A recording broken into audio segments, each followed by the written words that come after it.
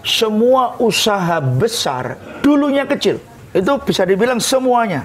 Mau Google, mau Apple, Harley Davidson, mau Astra, semuanya dulu dari kecil. Tetapi sejak mereka kecil beroperasi, mereka sudah punya pikiran besar, disiplin yang besar, kerja keras. Nah, itu inti dari business owner mentality adalah percaya bahwa cita-citanya itu mampu diwujudkan. Percaya bahwa dengan kerja keras, semua kesulitan bisa diatasi. Seperti dulu, kalau orang belajar bisnis ke Jakarta, sekarang belajar bisnis ke Camp King Sulaiman. Kenapa? Karena skill up itu harus continue learning. Jadi, belajar terus-menerus. Dan continually growing, tumbuh terus-menerus. Dia ada sebuah percetakan Al-Quran di Bandung misalnya, itu dari omset 30 miliar ke 120 miliar. Hanya dalam waktu 18 bulan. Itu skill up. Ah, gitu.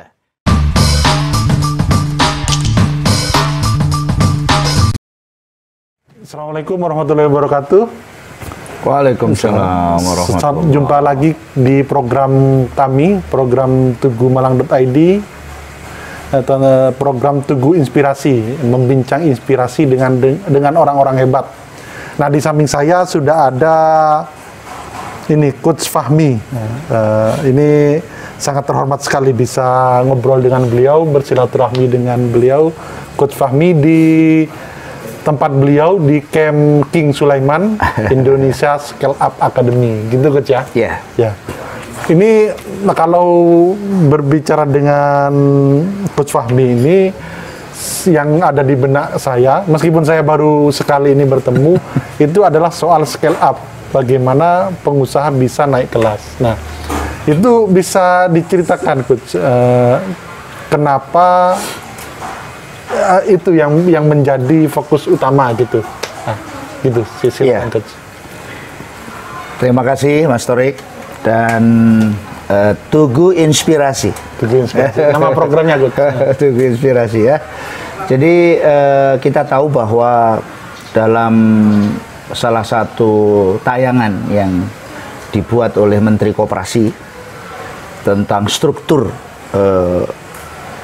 pengusaha Indonesia, 61% itu adalah usaha kecil. Sekitar 650.000 itu usaha kecil. Nah, saya ulangi lagi, 61 juta itu usaha mikro. Lalu 650.000 usaha kecil. 65.000 usaha sedang dan 5.000 usaha besar. Berarti sangat tidak seimbang. Jadi besar, terlalu besar di bawah. Bayangkan 61 juta 61 juta enggak? 600.000. 61 juta itu yang kalau disebut kecil itu mikro di bawah 300 juta. Omset di bawah 300 juta per bulan. Per bulan. Per bulan ya, per bulan atau per tahun ya. Nanti kita cek lagi. Jadi intinya kecil. Anda bisa bayangkan.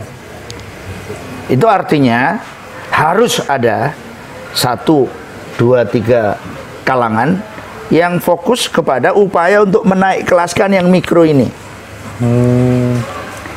Supaya yang kecil bertambah, yang sedang bertambah, yang besar juga bertambah. Supaya ekonomi kita stabil. Siap. Karena kalau ekonomi nggak stabil, usaha besar hanya kecil, dan usaha kecil terlalu besar. Seperti sekarang, kena pandemi. Berapa persen yang mikro ini yang hancur? 48%. Berarti 30 juta usaha mikro kolab. Berapa kalau 30 juta, kalau satu usaha mikro 2 orang saja, bayangkan. 60-an juta. 60 juta. Orang kehilangan pekerjaan. Gitu. Nah, jadi karena itulah sejak kami rilis program ini untuk publik ya sekitar tahun 2013, kita fokus kepada skill up, grow up. Bagaimana membantu pengusaha Muslim khususnya, pribumi khususnya, dan pengusaha Indonesia pada umumnya untuk bisa tumbuh dari usaha mikro ke kecil, kecil ke sedang, sedang ke besar. dengan bermacam-macam upaya, teori, bekerja sama dengan banyak sekali komunitas untuk sama-sama bahu-membahu mendorong usaha kecil, menengah, mikro ini untuk scale up. Itu sudah ada berapa binaan Semenkut yang sudah ikut pelatihan ini? Ya, jadi kalau dari lembaga pendidikan kami, ya, jadi yang kami, karena sejak tahun 91, Mas Tori, kami juga, para pemirsa, kami juga punya lembaga pendidikan yang juga fokus di situ. Jadi upaya untuk membantu orang untuk dapat pekerjaan, lalu orang punya usaha, bikin usaha. Magistra utama ya? Ya, jadi magistra utama dan turunannya itu sudah lebih dari 100.000 orang alumni. Yang lembaga pendidikan non formal itu sudah 100.000 alumni. Kalau yang grounded business coaching, sejak kelas formal di launching tahun 2013 itu sekitar 5.000 orang. Dan itu kalau di Malang kayaknya banyak yang mampu benar-benar scale up ya. Seperti bisa disebutkan contohnya mungkin alumninya gitu. Ya tentu banyak faktor ya, banyak faktor yang membuat seseorang itu bisa scale up ya. Jadi tidak ada klaim bahwa seseorang itu mampu scale up karena ini karena itu ya. Tetapi kalau boleh menyebut beberapa nama yang pernah belajar bersama kami, misalnya ada seorang coach yang sangat hebat juga, Mas Ridwan Abadi, yaitu salah satu alumni awal, bahkan sebelum Grounded Business Coaching lahir, beliau sudah jadi murid saya tahun 2008. Kemudian Faisal Alfa, itu 2009. Kemudian Nanang dan istri, Mas Nanang Nolongso, itu termasuk yang selesai pendidikan selama 10 hari. 5 hari Grounded Business Coaching, 5 hari Grounded Leadership Coaching. Itu bersama istri beliau yang sangat rajin, sangat tekun, ya. Dari dulu, sebutlah misalnya omset 9 miliar setahun menjadi 9 miliar sebulan. Itu salah satu contoh hitungan-hitungan skill up. Ya, tentu sekarang sudah bertambah lagi. Kemudian Lala Coklat Klasik. Ya, kemudian ada lagi aktivis, ada namanya banyak sekali. Mas Puguh itu pemilik rumah sakit Wajah Usada, itu dari nol sampai sekarang kira-kira valuasinya 100 miliar rumah sakitnya. Banyak, jadi sekitar kalau di Malang Raya sekitar ada 100 orang alumni dari banyak sekali alumni yang bertebaran dari Sabang sampai Sorong. Aku kalau ingin scale up itu kan ya salah satunya kan ikut itu. Tapi yang mungkin yang sederhana apa aja Gut? Sebenarnya kalau ingin perusahaan itu scale up itu apa yang paling fundamental kira-kira Gut? Jadi saya kira hal yang paling mendasar dalam scale up itu adalah kemampuan organisasi itu untuk menduplikasi, meningkatkan meleverage kemampuan operasi, ya, untuk beroperasi di skala besar. Itu intinya. Jadi bagaimana sebuah bisnis, sebuah organisasi bisa beroperasi di skala besar. Saya dulu misalnya ketika saya mendapatkan mandat dari Pak Hendy Stiono untuk kebab Turki Baba Raffi, dari 1 jadi 300 lokasi. Nah, misalnya. Ya, itu dalam 5 tahun. Itu namanya skill up. Jadi dari 1, 13, 70, 100, 200 menuju 300. Nah, itu namanya skill up. Bisa dibayangkan kalau organisasi bisa beroperasi di 28 kota, 300 lokasi, bisa dibayangkan bagaimana logistiknya, bagaimana mengoperasikan orang, bagaimana mengawasi operasi sehari-hari, aliran uangnya, tentu sangat kompleks. Karena itu fungsi-fungsi organisasi harus berjalan dengan baik. Ya, ada 8 fungsi organisasi yang harus berjalan dengan baik. Dari badan hukum, nggak mungkin sebuah organisasi yang beroperasi di skala besar Dia tidak punya badan hukum. Ya. Betul. Yang kedua, organization culture. Budaya organisasi. Ya, dia punya budaya. Jadi bukan hanya seperangkat aturan, tapi juga budaya organisasi yang mengatur kultur yang membimbing bagaimana mereka punya perilaku sehari-hari. Yang ketiga, kemampuan berproduksi, production. Coba bayangkan, saya mengirim lettuce, sayuran lettuce, itu hanya ada di beberapa kota tertentu, itu di 28 kota. Bayangkan itu, padahal lettuce itu sayuran yang harus diterima dalam keadaan masih segar di setiap lokasi. Operation, bagaimana logistik. Marketing, bagaimana produk kita dikenal oleh pasar. Kemudian HR, bagaimana human resources-nya kita kelola dengan baik. Finance, dan yang paling penting adalah business owner mentality. Bagaimana leadership-nya itu. Nah, itu gimana itu business owner mentality itu? Singkatnya. Business owner mentality itu yang kita lihat, semua usaha besar dulunya kecil. Ya. Itu bisa dibilang semuanya. Mau Google, mau Apple, Astra, mau Harley Davidson, mau Astra, Indomaret. Kita tahu Indomaret itu bagaimana tahun 1988 itu tokonya ya kayak rumah ibu saya di Kalimantan sana. Kecil gitu. Semuanya dulu dari kecil. Tetapi sejak mereka kecil beroperasi, mereka sudah punya pikiran besar, disiplin yang besar, kerja keras. Saya anak transmigran. Saya memulai bisnis saya dari nol. Gitu. Jadi sampai kemudian selama beberapa tahun, beberapa belas tahun, mampu membangun usaha, punya aset, dan sebagainya, itu mulai dari nol, seluruhnya dari nol. Tetapi, apakah tidak pernah mengalami kesulitan? Oh, tiap hari kesulitan. Karena waktu kita memulai pertama kali bisnis, kita datangi 8 bank, mau pinjaman uang, modal. Tidak ada yang mau ngasih pinjaman, karena nggak ada agunan. Kita datangi orang-orang kaya, nggak ada yang mau kasih pinjaman. Masih kecil, ya masih dan tidak ada yang percaya. Gitu. Masya Allah, luar biasa. Jadi, tetapi tidak pernah menyerah. Nah, itu inti dari business owner mentality adalah percaya bahwa cita-citanya itu mampu diwujudkan. Percaya bahwa dengan kerja keras, semua kesulitan bisa diatasi.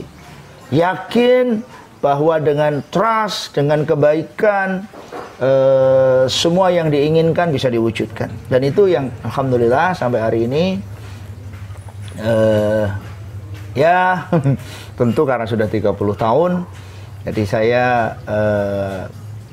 berhasil mengatasi problem-problem itu. Dan sekarang selama kira-kira hampir 10 tahun terakhir, saya fokus untuk menyebarkan pengalaman saya itu kepada orang-orang muda yang seperti Chef Heri ini orang Jogja, itu alumni Grounded angkatan 52 kemarin, ya, dia ingin divalidasi rasa baksonya, ingin didukung penjualan kemitraan bisnisnya kemana-mana. Jadi kalau mau scale up, bisa nggak scale up? Bisa, asal yang dijual adalah produk yang berkualitas.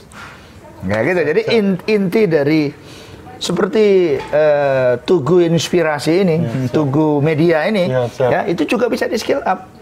Dengan misalnya kalau ini dari 1 juta pemirsa ke 10 juta pemirsa, misalnya itu kan scale up. Dari 1000 follower ke 10.000 follower, dari 1000 subscriber ke 100.000 subscriber, itu scale up. Dan scale up itu pangkalnya, starting pointnya adalah produk berkualitas. Gitu. Jadi apapun, jadi seperti dulu kalau orang belajar bisnis ke Jakarta, sekarang belajar bisnis ke Camp King Sulaiman. Candi Mendut. Karena ya kan kelas ini hanya ada di sini. Kelas ini hanya ada di sini. Jadi teman-teman kita, saya berterima kasih pada teman-teman sahabat-sahabat saya dari Jawa Barat, dari Bengkulu, dari Jambi, dari Medan, dari Jakarta. Itu mereka itu dengan sukacita datang kemari, bukan hanya untuk belajar Mas Torik, ya, tapi juga jadi keluarga, jadi sahabat, jadi saudara. Jadi seperti ini, kalau sudah pernah jadi alumni, ini tempat khusus melayani, menampung para alumni, Mas Torik. Jadi bawah ini ada 25 tempat tidur, itu bunker bawah itu. Dalam ini ada 5 kamar, atas itu hall untuk 40 orang. Ini 2 rumah kayu. Ini semuanya untuk alumni. Siap. Jadi saya menempati kamar ini untuk kalau pas ada tamu, saya tidur di sini. Jadi ini khusus untuk melayani. Kenapa? Karena skill up itu harus continuous learning, continue learning. Jadi belajar terus-menerus. Dan continually growing, tumbuh terus-menerus. Jadi seperti ini. Kalau Chef Heri tadi itu uji coba baksonya, ya kita bantai. Bumbunya kurang, keempukannya kurang, ininya kurang. Gitu. Jadi kita seperti uji kelayakan. Kemudian nanti kita akan bikin outletnya di sini untuk uji coba. Kemudian sebelum kita tawarkan ke publik. Itu contoh skill up. Dia ada sebuah percetakan Al-Quran di Bandung misalnya, itu dari omset 30 miliar ke 120 miliar. Hanya dalam waktu 18 bulan. Ada alumni kita, itu dari omset 200 juta per bulan, ya dalam 8 bulan, itu menjadi omset 5 miliar per bulan. Itu skill up. Gitu. Dan saya bukan hanya memotivasi, saya bukan hanya trainer, saya seorang pengusaha. Ya, yang mampu skill up. Ya, gitu, jadi siap. saya punya percetakan, saya punya lembaga pendidikan, saya punya merchandise, saya pernah jadi partnernya Mas Sabtuari Sugiarto, Kedai Digital, the best omset nasional 4 tahun berturut-turut. Gitu. Kemudian saya partnernya Hendy Stiono, ya kita punya hampir 300 lokasi di banyak kota. Ya, kita punya 12 restoran, punya rumah kos, punya bengkel, punya peternakan. Sekarang punya properti, ya. Kita juga punya properti. Sekarang kita juga punya herbal, perusahaan herbal. Jadi saya seorang pengusaha. Saya tahu susahnya jadi pengusaha. Saya tahu susahnya ngatur cash flow. Saya tahu susahnya ngatur orang. Saya tahu susahnya bikin produk yang bagus. Gitu. Sebelum saya pensiun umur 50 tahun, saya punya 1.000 orang karyawan. Saya mengelola 1.000 orang karyawan di 28 kota. Kami punya lembaga pendidikan kami yang terbaik se-Indonesia. Terakreditasi sebagai lembaga pendidikan non formal tertinggi se-Indonesia. 4 tahun berturut-turut ketemu presiden di istana. Sebagai lembaga pendidikan non formal terbaik se-Indonesia. Ya. Coach, apa itu jadi ini Coach ya, mentalnya memang harus tetap lapar terus ya. Nah itu kenapa Coach? Kan sedangkan di Islam kan mengajari untuk bersyukur. Nah itu gimana kalau terkait? Ya. Dalam surah Al-Isra ayat 7, Allah berfirman tentang apa saja yang kamu kerjakan, itu kembali pada dirimu. Di surat Ibrahim, Allah berfirman, kalau kamu bersyukur, akan ditambah. Jadi kalau orang bertumbuh, itu tanda-tanda dia bersyukur. Gitu. Di surat An-Najm 39, Allah berfirman, aku hanya akan memberi kepadamu yang setara dengan yang kamu lakukan. Di An-Najm 48, Allah berfirman, aku berikan kamu 2 pilihan, pilihan kemakmuran atau pilihan kecukupan. Dan kita memilih makmur. 9 sahabat Nabi yang dijamin masuk surga itu orang kaya. Utsman bin Affan waktu meninggal, asetnya 200 properti antara Aris dan Khaybar. Umar bin Khattab yang kereng itu, itu asetnya 11,1 triliun.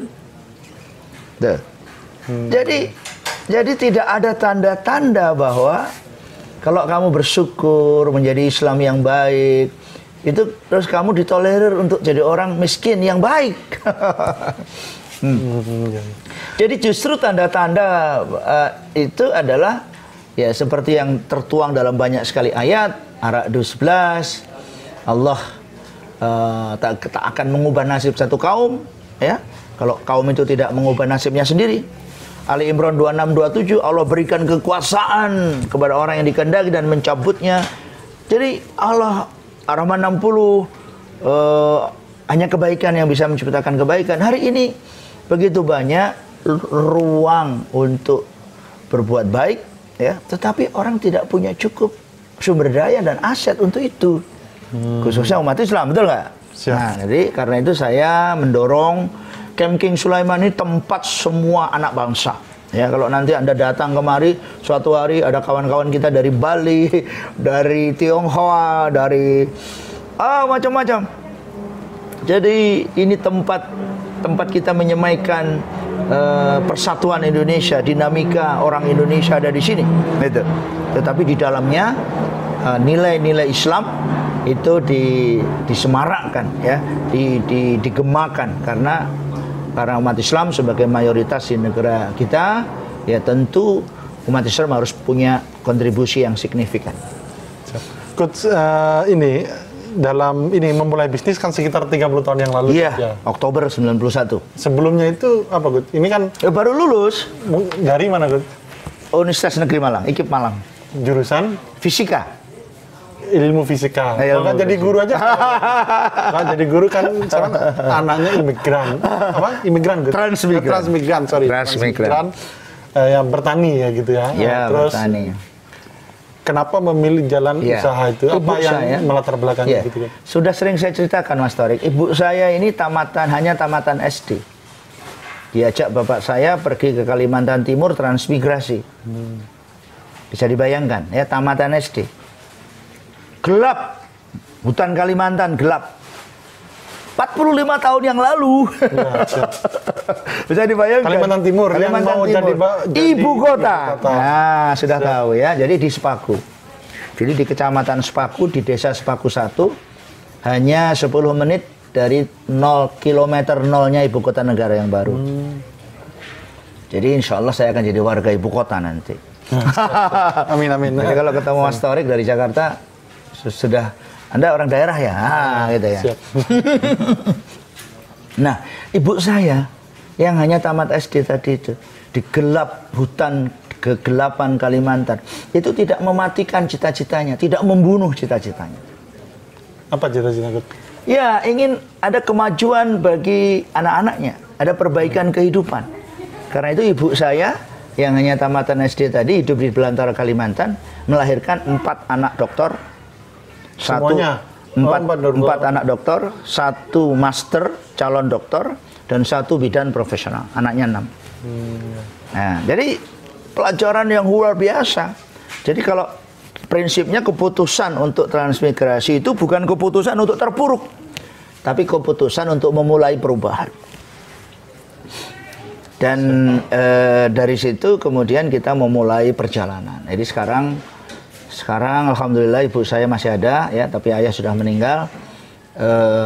Kita banyak belajar, ya, dari pelajaran, dari legacy ibu saya itu, bagaimana kita membangun kehidupan yang terus-menerus bertumbuh, itu intinya. Jadi kenapa gagasan Skill Up Academy ini tumbuh, karena kita terinspirasi dari kehidupan saya sendiri, kehidupan orang tua kami yang miskin, yang Masya Allah, yang hina dina, yang kemudian mampu bangkit karena tidak pernah putus asa, membangun mental pemenang, berjuang tiada berhenti, ya, selama, dan menjadi pelajaran bagi kami putra-putrinya, khususnya saya selama 30 tahun. Bangun bisnis luar biasa susah. Bisa dibayangkan, mulai dari nol, tidak ada warisan, tidak ada modal, tidak ada yang mau kasih pinjaman. Dahsyat. Siap. Kalau tapi tidak pernah menyerah, itu intinya. Siap.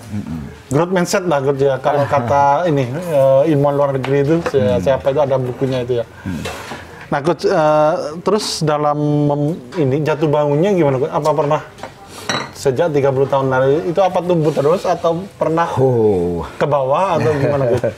Kalau tumbuh terus kan enak, Coach, ya? Iya. Jadi kita katakanlah dalam kalau fase 30 tahun ini, kalau saya boleh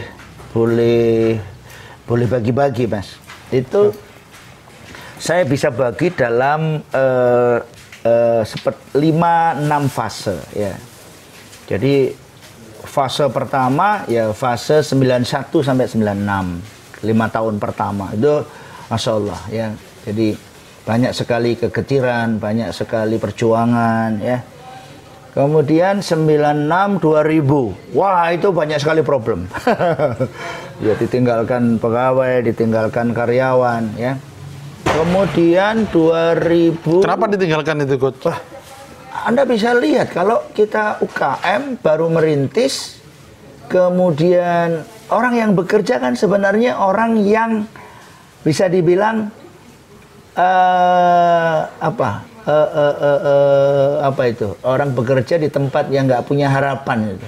Oh iya, iya. Ya, Gelap, kan? gelap. Iya, jadi coba kamu bayangkan itu. Kalau dulu saya memulai lagi ya Magistra misalnya, karyawannya cuma 1. Coba bayangkan siapa yang mau gaji bulan depan belum tentu. Iya kan? Ya, ya, ya. Nah, tapi kita mulai stabil, bisa dibilang tahun 2000 ya, udah mulai 2005 kita udah mulai tumbuh ya, ya 2010 ya terus ya, kemudian tentu 10 tahun atau 15 tahun terakhir, nah itu sudah insya Allah sudah settle ya. Settle itu artinya saya sudah punya Bu Heni itu CEO saya itu sudah lebih dari 15 tahun.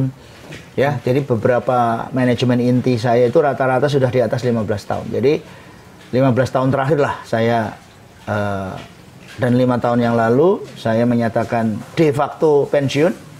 Dalam arti saya fokus pada pelatihan, pada pemberdayaan masyarakat dan ikhtiar untuk mencoba bersama-sama teman-teman komunitas bahu-membahu ya. Jadi kenapa kok saya sangat rajin ikut TDA, ikut IBF, ikut segala macam ya, karena saya dihadapkan kepada pengalaman-pengalaman masa lalu yang mengharuskan saya untuk aktif di banyak tempat. Syukur kalau saya bisa berkontribusi. Jadi seperti sekarang kita fokus pada upaya membantu UKM untuk tumbuh, untuk skill up. Anak-anak muda bikin bisnis, tumbuh, skill up. Ya pokoknya siapa saja pengen skill up ya. Senang lah, Coach ya. Jadi melihat orang lain sukses itu senang gitu ya. Senang sekali. Kemarin kita ada alumni saya yang dari Medan, Pak Henry ya, barusan di sini beberapa hari juga ya, bagaimana berjuang luar biasa, bangun bisnis dan seterusnya, opening bisnis baru, launching produk baru ya. Beliau baru launching namanya kerang Tanjung Balai ya. Seperti tadi Chef Heri launching produk untuk kita di sini bakso kampungku. Jadi tugas bisnis owner adalah launching produk, opening bisnis baru, seperti itu terus. Gitu. Itu tanda-tanda kehidupan bahwa bisnismu bertumbuh, bahwa bisnismu berkembang ya, bahwa kamu skill up. Saya tahun 2021 ini launching 3 bisnis baru. Apa aja itu, Coach? Adalah. Jadi kita terus berbisnis, kita terus bangun bisnis, kita terus opening, kita terus launching, kita bangun revenue stream baru, kita buat sumber pemasukan baru, gitu. Karena saya sudah 50 tahun lebih ya, tentu pandemi ini ya tetap mengguncang ya, tetapi karena sudah ya tabungannya sudah cukup banyak, tabungan aset, tabungan macam-macam karena sudah bekerja panjang ya kan. Tapi kalau teman-teman yang masih 30 tahun khususnya, ini pasti luar biasa dampaknya ya. Kita berbisnis kita berhenti total. Padahal punya karyawan ya. Saya aja dari 1000 orang sebelum pandemi, sekarang tinggal 400-an orang pegawainya ya. Jadi tantangannya luar biasa, sehingga dibutuhkan ya mungkin seperti juga Tugu Inspirasi ini untuk terus mendorong orang muda tidak kehilangan kreativitas, tidak kehilangan inovasi dalam bisnis. Dan satu lagi Mas Torik, jadi banyak sekali orang muda yang harus didorong untuk masuk komunitas, untuk kenal sama senior-senior. Berjejaring, belajar Ya, terus belajar gitu. jadi kayak ada Rendra, itu kan ketua TDA kita sekarang. Itu properti, ya kita harus belajar dari dia. Ya kan? Siap. Dan jangan berhenti untuk terus mencari sumber daya, ilmu pengetahuan, teman yang bisa membantu, ya, dan jejaring. Ya, jadi saya kira 4 itu yang perlu didorong orang-orang muda untuk terus tumbuh skill up. Siap. Luar biasa ini kita yang muda-muda terkompori ikut, alhamdulillah. Semua. Terus ini Gut, ini kan kalau saya lihat, kalau katanya ini orang apa itu fan anak muda di Instagram itu Mardigu, Pak Mardigu kan. Nah, itu kan kalau bisa dibilang Coach Fahmi ini kan bisa dibilang makhluk ekonomi lah. Nah, jadi bagaimana mengejar ekonomi dan lain sebagainya. Nah, gimana untuk keseimbangan hidup Coach antara duniawi dan mungkin ukhrawi atau keseimbangan hidup dengan batin. Nah, itu gimana cara mengakal itu? Kalau aset saya nanti sudah seperti Umar bin Khattab 11,1 triliun. Mas Torik boleh Mas Torik boleh mengatakan Coach Fahmi memburu makhluk ekonomi gitu. Kalau aset saya sudah seperti Utsman bin Affan punya 200 properti, nah itu boleh menyebut saya sebagai makhluk ekonomi. Ya, mohon maaf, aset saya ini mungkin masih mendekati 100 miliar. Jadi belum boleh disebut sebagai makhluk ekonomi. Gitu. Ya. Jadi menurut saya masih kurang brutal. Sedekahnya kurang brutal. Iya, saya kurang bangun brutal ya. Betul. Saya bangun pesantren yang 100% wakaf dari kami. Kita punya 5 rumah tahfiz. Kita membantu 8 pesantren yang lain. Tapi masih terlalu kecil. Ya. Hartanya masih terlalu kecil. Di sekitar sini kita membagi 50 pengusaha rumahan, kita kasih modal sejuta. 77 keluarga miskin kita bantu. Tapi belum apa-apa, terlalu kecil, terlalu sedikit. Jadi ya nantilah kalau aset saya sudah 11,1 triliun seperti asetnya Umar bin Khattab, boleh menyebut saya sebagai makhluk ekonomi. Sekarang nah, untuk keseimbangan hidup itu gimana? Keseimbangan hidup yes itu. dong, ya harus itu kan. Jadi nomor 1 bahwa apa yang disebut dengan spiritual belt. Spiritual belt itu dasarnya surat Az-Zariyat 56 bahwa Allah menciptakan manusia dan jin untuk beribadah. Jadi saya sedang siaran sekarang ini dengan Mas Torik, itu sedang beribadah. Saya sedang menerima Chef Heri, itu sedang beribadah. Saya membangun Camp King Sulaiman ini dalam rangka ibadah. Itu kalau dalam konteks itu, tapi saya nggak pernah ngomongin itu karena saya agak kurang suka, karena itu sudah jelas bahwa apa yang kita kerjakan ini adalah ibadah, karena itu nggak usah disebut-sebut. Kira-kira seperti itu. Jadi saya berjuang supaya anak-anak saya jadi dokter, punya klinik, ya itu saya sedang beribadah, sedang menjalankan amanah Allah. Surat Ali Imran 110 ya, tentang generasi terbaik. Sedang menjalankan tugas dari Allah, surat Al-Anbiya 107 tentang rahmatan lil alamin. Sedang sedang menjalankan tugas dari Allah, surat Al-Hajj 77 tentang berbuat baik supaya menang dan beruntung. Sedang menjalankan tugas dari Allah, Al-Qasas 77 untuk beribadah, menjalankan tugas, memperbaiki kehidupan. Sedang menjalankan tugas dari Allah, Hud 88 untuk memperbaiki kehidupan manusia dengan kemampuan saya. Jadi semua yang saya kerjakan adalah implementasi dari eksistensi saya sebagai makhluk ciptaan Allah sesuai surat Az-Zariyat 56 itu. Nah, jadi tidak ada dikotomi antara ini akhirat, ini dunia, nggak ada. Jadi tidak ada. Dunia itu bermuaranya akhirat. Pasti. Siap. Jadi kita tidak dalam perspektif sekularisme. Kalau sekular kan memisahkan dunia akhirat, dipisahkan, ini dunia ini. Kalau saya, dunia akhirat itu terintegrasi. Jadi seperti dalam sholat kita, ibadahku, sujudku, sholatku, matiku untuk Allah. Gitu. Jadi, tapi kita kan nggak perlu ngomong terus ini untuk Allah, ini untuk Allah, kan gitu. Jadi Yang penting itu tadi. Kalau nanti Mas Tori ketemu saya, aset saya sudah 11 triliun. Sudah, wah, Sandiaga Uno belum itu ya kayaknya. Sandiaga Uno belum. Aduh, masih jauh. Saya ini masih makhluk cetolanan, masih makhluk sosial, masih makhluk edukasi ya. Jadi masih belum masuk makhluk ekonomi. Tapi kita lagi membangun upaya untuk membangun selalu bahwa semua yang kita lakukan ini dikonversi menjadi value, aset, dan legacy. Ya, sesuatu yang nanti akan bisa diwariskan kepada generasi berikutnya. Saya punya 5 rumah tahfidz. Saya punya pesantren yang saya wakaf sendiri. Saya membantu 8 pesantren yang lain tetapi Anda nggak akan pernah terlalu sering melihat saya misalnya berfoto di depan pesantren. Wah, ini pesantren saya. Enggak, jadi memang itu cara yang saya pilih ya.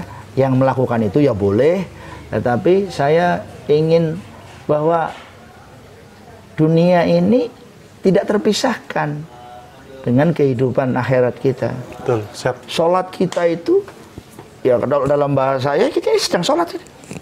Siaran langsung ini kita sedang sholat, sedang beribadah kita. Itu Mas Torik. Ya. Oke. Jadi tentu kalau nggak seimbang, Anda akan ambruk. Ya, kalau hidupmu nggak seimbang, Anda akan jatuh. Karena memang tidak seimbang. Berdiri kokoh, itu artinya Anda punya spiritual belt yang kuat. Ya, punya sabuk spiritual. Pandemi ini puting beliung. Tapi kalau Anda kehilangan pegangan, Anda akan jatuh. Nah, kan kira-kira seperti itu. Siap, Coach. Oke, Coach, menarik sekali perbincangan kita siang ini. Mungkin ini, Coach, closing statement bagi anak-anak muda yang mungkin ya sedang kehilangan arah, sedang di PHK karena pandemi banyak sekali dan sedang ingin memulai usaha. Pesan Coach Fahmi gimana, Coach? Betul, betul. Jadi pertama-tama dan menutup perjumpaan kita siang ini, saya sekali lagi berterima kasih pada Mas Torik dan Tugu Inspirasi yang sudah memberi saya kesempatan untuk menjumpai para pemirsa dan khususnya para pemirsa muda ya. Jadi anak saya bekerja di kantor pusatnya Grab di Singapura. Baru saja memberitahu akhir tahun lalu Grab melakukan PHK 369 karyawannya di kantor pusat. Kantor pusat. Ya. Artinya pada hari itu langsung ada 369 ex karyawannya Grab ya yang menganggur. Apa yang harus dilakukan? Ya, saya kira ketika dan putra saya alhamdulillah tidak termasuk yang di PHK. Jadi artinya di situ sudah jelas kelihatan. Kalau Anda ingin tidak di PHK, ya Anda harus berkualitas dan berkinerja tinggi. Ya, putra saya ini alumni ITB. Sekarang ini sambil dia naik kelas, naik pangkat, naik tugas di Grab, dia sambil S2 di University Texas di Austin. Ya, sulit tuh, gitu. Tiap hari laporannya kuliahnya sulit. Tapi saya bilang justru itu yang membuat kamu tidak di PHK dari Grab. Semangatmu belajar, semangatmu meningkatkan kualitas. Betul kan? Betul. Kalau dia nggak punya perilaku belajar, mungkin dia juga menjadi salah satu yang 369 itu. Itu. Jadi bagi orang-orang muda tidak ada cara lain untuk bekerja keras, menunjukkan kinerja yang hebat untuk perusahaan, terus belajar. Sebenarnya kalau mau jadi pengusaha, sama. Misalnya kalau kita bekerja, tolong bayangkan kalau kamu bekerja. Kamu bayangkan orang yang mempekerjakan kamu. Ya kan? Mau nggak Mas Torik mempekerjakan orang yang nggak rajin, yang nggak kerja keras, nggak disiplin, nggak produktif, nggak berkontribusi, nggak inovatif. Pusing setiap hari. Sama persis. Jadi ketika ini hanya bertukar peran. Jadi kalau ketika Anda jadi profesional, bekerjalah dengan baik. Nah, kalau Anda jadi pengusaha, wow. Bayangin kalau punya 1000 karyawan di 28 kota. Lebih dari 12 usaha yang berbeda, peningnya setengah mati. Karena itu tetap butuh tadi mentalitas yang tinggi, business owner mentality yang kuat, pantang menyerah, disiplin. Kita bilang sama karyawan kita, oh yang disiplin, kamu sendiri tidak disiplin.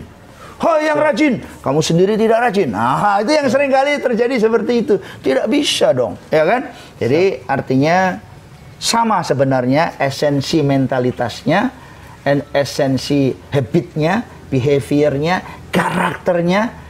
Mau jadi profesional yang tangguh, mau jadi pengusaha yang tangguh, pantang menyerah, dan yang paling penting seperti amanah surah Ar-Rahman 60 itu, hanya kebaikan yang bisa menciptakan kebaikan. Jadi berbuat baik, menyenangkan. Seneng nggak kalau orang lain komunikasinya enak, karyawannya komunikasinya enak? Nah, begitulah kira-kira kan? Karyawannya disiplinnya baik. Seneng kan? Senang, ya. Saya juga. Jadi sebenarnya jadilah orang yang menyenangkan. Itu esensinya. Gitu. Karena itu saya ingin tutup dengan salah satu kisah pada zaman Nabi. Nabi ditanya suatu hari oleh sahabat, "Ya Rasulullah, apa tugas seorang muslim pada muslim yang lain?" Rasul menjawab, tugasmu menyisipkan rasa bahagia di hatinya.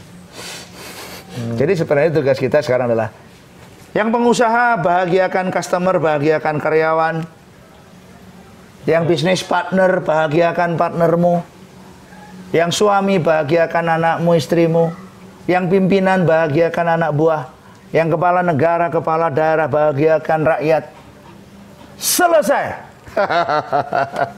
Kira-kira seperti itu. Jadi jadilah orang yang menyenangkan dan yang menyisip, yang menimbulkan rasa senang di hati orang banyak. Kira-kira begitu. Terima kasih banyak Mas Torik. Siap. Sukses selalu untuk Tugu Inspirasi. Siap. Tugu Media Group. Tugu Media Group ya. Siap. Dengan acaranya Tugu Inspirasi, mudah-mudahan ada kesempatan lagi menyapa para pemirsa. Siap. Ya, terima kasih banyak. Kapan saja ada waktu, datang kemari kita bisa ngobrol-ngobrol. Terima kasih. Assalamualaikum warahmatullahi wabarakatuh. Waalaikumsalam.